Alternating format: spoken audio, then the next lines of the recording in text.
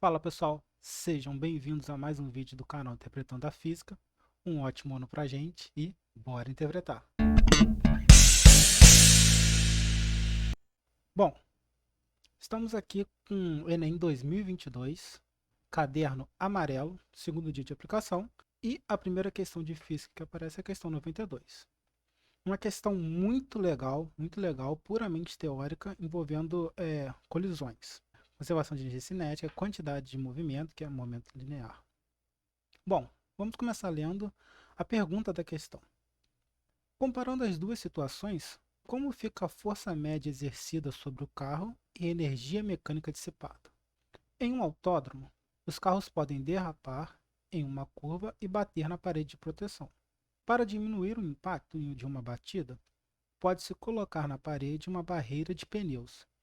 Isso faz com que a colisão seja mais demorada e o carro retorne com velocidade reduzida. Aqui já começa a aparecer situações importantes que eu aconselho você a destacar, para na hora de você voltar ao texto, você não ficar perdido e conseguir buscar rapidamente. Então, por exemplo, ao diminuir o impacto de uma batida, pode colocar paredes de pneus. Isso faz com que a colisão seja mais demorada e o carro retorne com velocidade reduzida. Outra opção é colocar uma barreira de blocos de um material que se deforma, tornando-a tão demorada quanto a colisão com os pneus, mas que não permite a volta do carro após a colisão. Bom, situações distintas.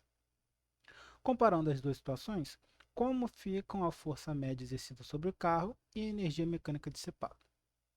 Bom, então aqui nós estamos falando de colisões. Existem, a princípio, três tipos de colisões.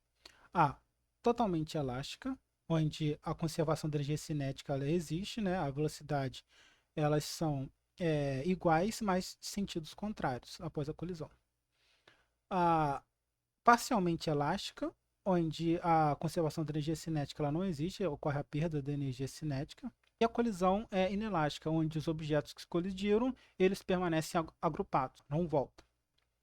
Bom, aqui pelo exercício nós estamos falando de alguns tipos de colisões. Para começar a diferenciar elas, eu prefiro falar sobre a energia. Então nós temos aqui dois casos. Primeiro, com o pneu, e o segundo, com os blocos.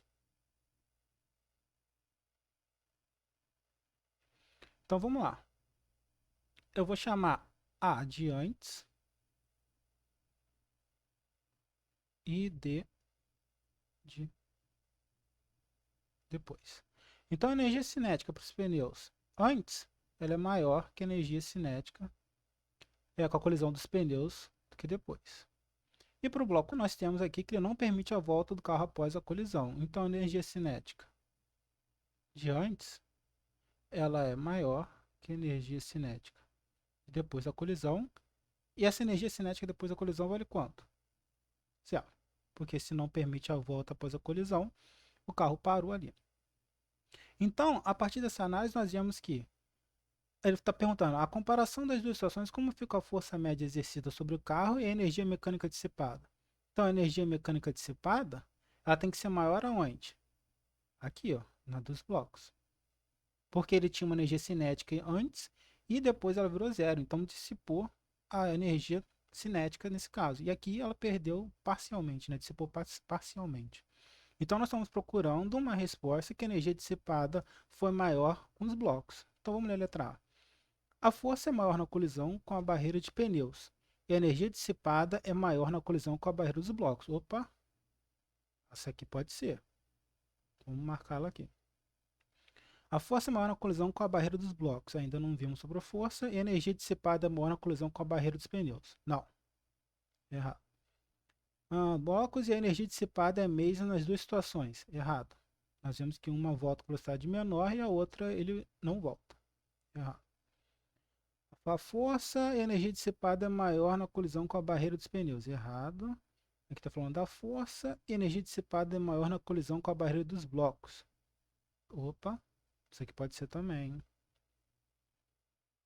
A única diferença da letra A e da letra E é que fala que uma é maior na força na barreira dos pneus e a outra é maior a força na barreira dos blocos. Agora nós vamos olhar a questão da força. Para fazer essa análise aqui, eu vou pensar no seguinte. Vamos pensar no seguinte. Não façam isso em casa, por favor. Mas, ao você dar um soco numa parede, a terceira lei de Newton diz que toda ação tem uma reação. Então, a parede vai te dar um soco de mesma intensidade, que é a força, o módulo, né?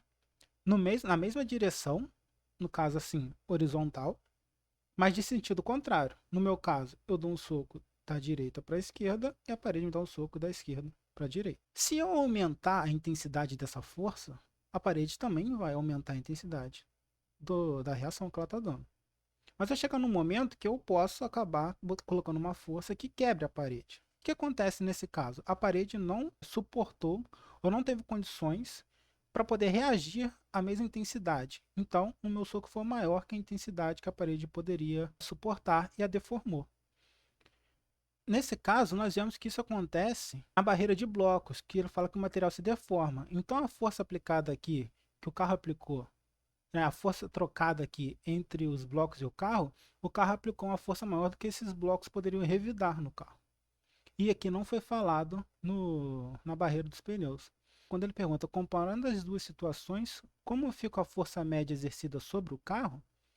Como ele diz que o material se deforma, então o bloco não conseguiu devolver a mesma intensidade que força que o carro aplicou. Então a resposta é a letra A. Beleza? Valeu!